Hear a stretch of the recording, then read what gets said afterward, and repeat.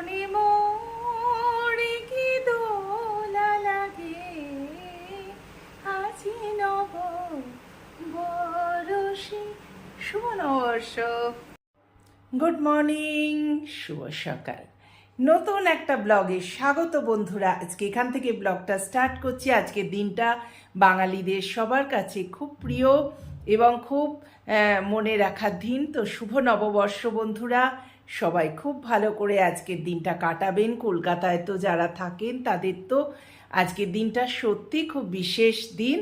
আমরা বাইরে থাকি, চেষ্টা করছি যে আজকের দিনটাকে একটু ভালোভাবে কাটাবার। তাই জন্য আপনাদের সামনে নিয়ে চলে এসেছি আজকে নতুন একটা কি বলতে পারেন শুভ নববর্ষের একটা রান্না, যেটা আপনাদের মন ছুঁয়ে যাবে আর আজকের দিনে অ্যাপ্রোপ্রিয়েট। তো চলুন সোজা রান্নাঘরে। আজকে কাবেরীর ডেলি ব্লগে থাকবে শুধু আপনাদের সাথে গল্প আর আড্ডা আর রান্না। আজকে যেহেতু পয়লা বৈশাখ, সেহেতু গোপালের জন্যে নতুন একটা জামা কিনে আনলাম। শুভ নববর্ষ গোপাল। এদিকে মা লক্ষ্মী, সুন্দর করে পুজো করে নিলাম। গোপালের জামাটা দেখো একটা কটনের কিনেছি, যাতে গোপু সোনার কষ্ট না হয়। কোনো চুমকি বা জড়ি লাগানো কিনিনি, একদম দেখো সিম্পল সুতির জামা কিনেছি। তো চলুন আজকে রান্নাঘরে প্রবেশ করি। এখান থেকে স্টার্ট করছি আমার রান্না বান্না। রান্নাঘরটা মোটামুটি পরিষ্কার করে দিয়ে গেছে আর আমি প্রেসারে অলরেডি একটা জিনিস বসিয়ে দিয়েছি। আজকে বানাবো রাজমা। সেটা কিন্তু আপনাদের জন্য নয়, আপনাদের স্পেশাল জিনিস হবে, দেখাচ্ছি বন্ধুরা, ওয়েট করুন। তো সকাল সকাল বসিয়ে দিয়েছি 3 প্যাকেট দুধ।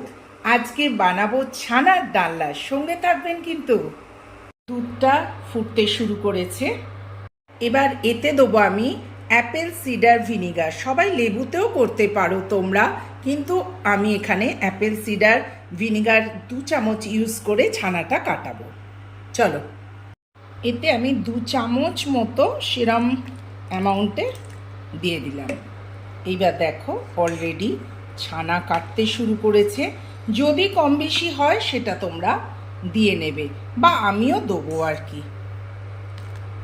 দিয়ে একটু ফোটাবে। এই দেখো অলরেডি ছানার ফর্মে চলে এসছে।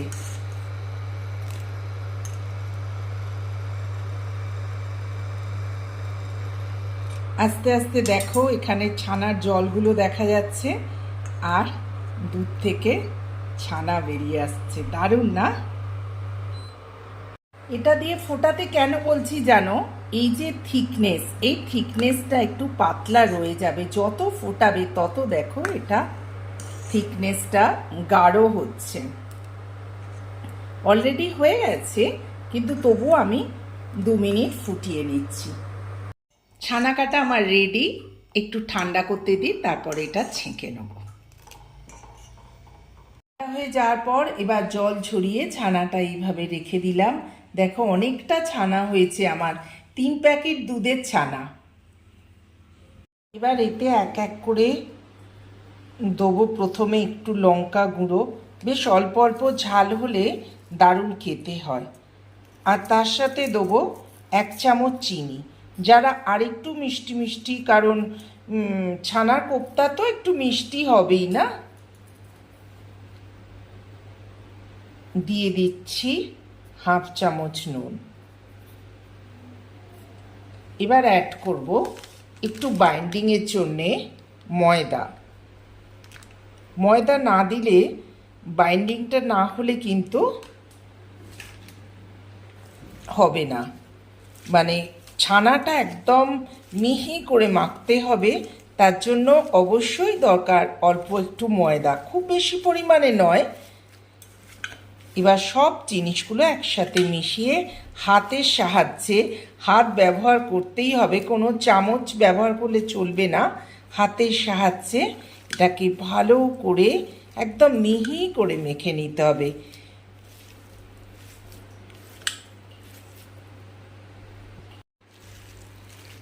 এটাকে এতটাই মিহি করে মাখতে হবে, যেমন একটা আটা বা ময়দা আমরা ডো বানাই, সেই রকম একটা ডো বানাতে হবে। অনেকক্ষণ ধরে এরকম মিহি করে, নালেই কিন্তু ফেটে যাবে। আপনারা করার সাথে সাথে যদি একটু আরও ময়দা বা চিনির পরিমাণ কম থাকে একটুখানি দিয়ে দেবেন, একদম এর টেক্সচারটা একদম দেখুন এরকম স্মুথ হবে। যেমন মিষ্টির দোকানে রসগোল্লা বানানোর সময় দেখবেন খুব করে এরকম হাত দিয়ে দিয়ে ওরা মেরে একদম স্মুথ করে দেয়। অনেকটাই হয়ে এসছে, দেখুন মিহি হয়ে গেছে, আরও একটু করতে হবে। সুন্দর একটা ডো রেডি হয়ে গেছে ছানার।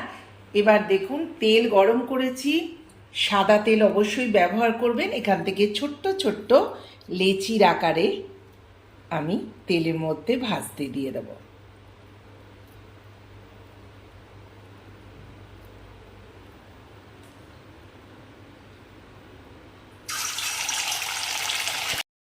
এইরকম সুন্দরভাবে আমি ছানার বলগুলো বানিয়ে এতে দিয়ে দিলাম ভাজতে। অবশ্যই এর মধ্যে আমি একটুখানি ময়দা অ্যাড করেছি, তার সাথে হাফ চামচ চিনি। আপনারা কম বেশিটা একটু নিজেদের মতো করে করে নেবেন। কি সুন্দর ফুলছে দেখুন।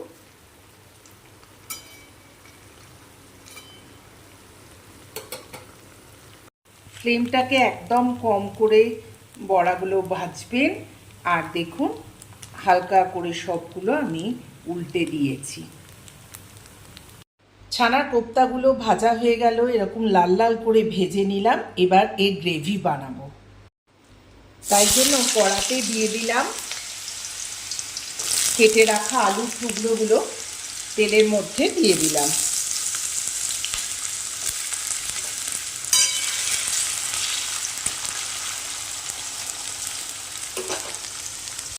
এরপর আলুর ওপর দিয়ে দিলাম জিরে, একটা শুকনো লঙ্কা আর একটা তেজপাতা দিয়ে আমি এটাকে আবার নাড়াচাড়া করলাম। যতক্ষণ না লাল হয় আর কি আলুগুলো, ততক্ষণ আমি গ্যাসটাকে সিম করে আলুগুলো ভাজতে থাকবো।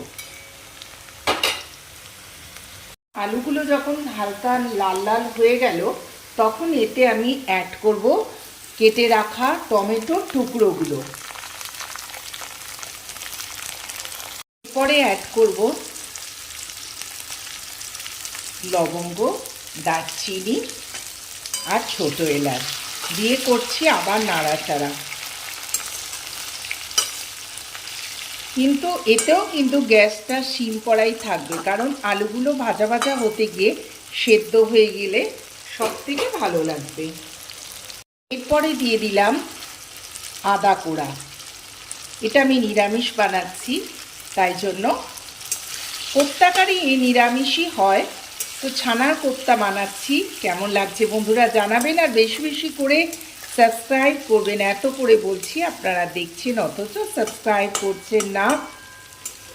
যদি আপনারা না আমাকে মোটিভেশন বা করেন আর কি না করেন, তাহলে আমি কি করে ভালো ভালো রান্নাগুলো আপনাদের সাথে শেয়ার করব? করতে তো ইচ্ছা হবে না, তার জন্য করতে হবে আপনাদের বেশি বেশি করে subscribe. Do like, share and subscribe my channel. এরপর আমি মিশিয়ে দিলাম সামান্য হলুদ গুঁড়ো, লঙ্কা গুঁড়ো আর একটু নুন, একটু মিষ্টি দিয়ে এটাকে নাড়াচাড়া করছি। দেখি আলুগুলো মোটামুটি সেদ্ধ হয়ে এসছে। এটা দিয়ে একটুখানি কষতে হবে। যখন তেলটা একটু ছেড়ে যাবে, দেন অ্যাড করব 1 কাপ গরম জল। ভালো করে কষিয়ে নেওয়ার পর এবারে দিয়ে দেবো 1 কাপ জল। অবশ্যই গরম জল দেবেন, টেস্টটা ভালো হবে। এবার হালকা একটা ঢাকা চাপা দিয়ে 5 মিনিট ফুটতে সময় দেবো। গ্রেভিটা হয়ে এসছে, বা দেখুন কি সুন্দর কালার বেরিয়েছে আর গন্ধ ভীষণ সুন্দর ছাড়ছে। এবার আমি এই বড়াগুলো একে একে এর সাথে দিয়ে দেবো, দিয়ে জাস্ট 1 ফুট দিয়ে কিন্তু বন্ধ করে দেবো। বেশিক্ষণ আপনারা রাখবেন না, কারণ তাহলে কিন্তু গলে যাবে। দিয়ে একটু ঢাকা চাপা দিয়ে 5 মিনিট স্ট্যান্ডিং সময় দিলেই রেডি হয়ে যাবে আমাদের ছানার কোপ্তা কারি, একদম ঘরোয়া পদ্ধতিতে, যেটা আমরা সবাই সঙ্গে সঙ্গে যে কোনো সময় বানাতে পারি, কোনো রকম এক্সট্রা কিছু না দিয়ে। ওয়াও, রেডি হয়ে গেল আমার ছানার কোপ্তা কারি। কেমন লাগলো প্লিজ জানাবেন কিন্তু। আজকে রাত্রিরে গোপাল সোনাকে সামান্য একটু ভোগ দিয়েছি, লুচি, আলু ভাজা, পটল ভাজা আর মিষ্টি। এই খাচ্ছে। তো গুড নাইট বন্ধুরা, শুভরাত্রি।